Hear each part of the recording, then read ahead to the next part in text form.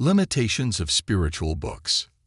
If your exposure to this understanding has come mainly through spiritual books, there are some possible pitfalls. I speak from experience. I read the best and clearest books for years, but there was a radical shift for me in meeting someone with a first-hand understanding. For what it is worth, I personally never met anyone in the last 30 years who conclusively realized this through reading books. It seems to me that people tend not to get this through reading books. But then again, maybe some do. I just haven't met them. By approaching this understanding through books, you can tend to overlook the obvious presence awareness. It is so simple, really, that you can make it complicated by reading too much about it. If you are going it alone, so to speak, you can have some blind spots that you are not even really aware of.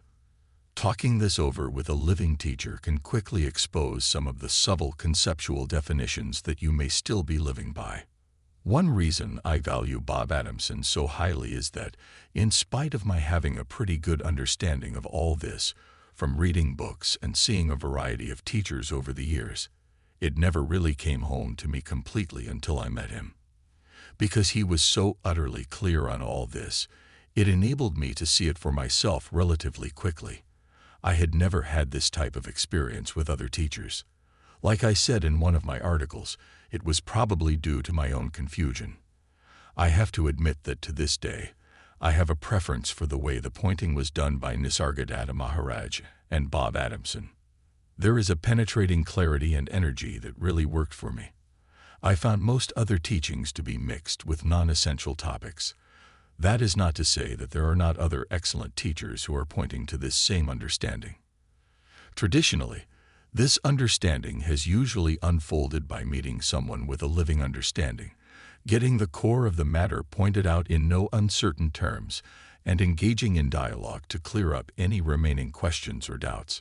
One way or another, this gets pointed out, and you see it. That is pretty much what it comes down to. It is a peculiar thing, but reading about our true nature usually does not seem to trigger a deep recognition. Witness the thousands upon thousands of books on Buddhism, Vedanta, non-duality, and so on that people are exposed to. Very rarely, if ever, do you hear a case of someone understanding their true nature by reading about all this in a book.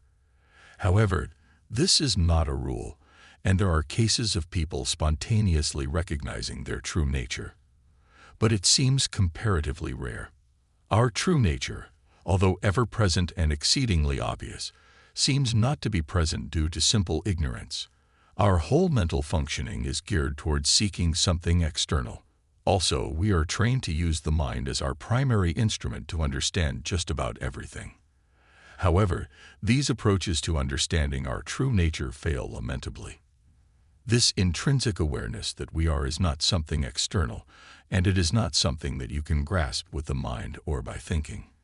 It is too simple and clear, too basic, too easy, and so we overlook it. Even when we read the clearest, most obvious pointers to this, we are apt to read complicated and far-fetched meanings into the words, and, amazingly, we continue to overlook the obvious. Another way of looking at this would be to imagine you are dreaming.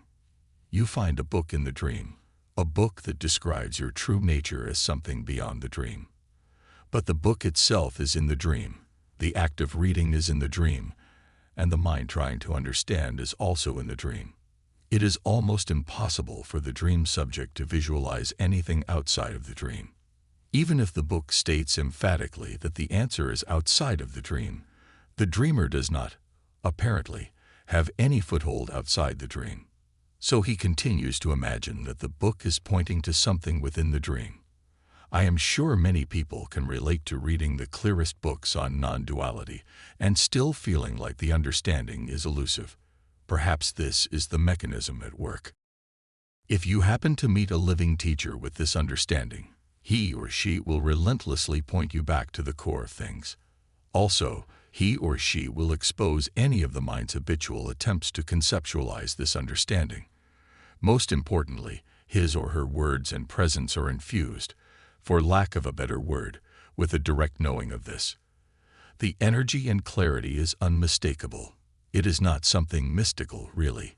It is just a sense of confidence that comes from knowing firsthand and for certain. It is contagious. Once you get a taste of this for yourself, things open up quickly, because not only are you being told what the truth is in no uncertain terms, your own present awareness, but you are able to feel this in the moment of the clear pointing. This combination is an irresistible force that overcomes any remaining tendency to overlook the obvious.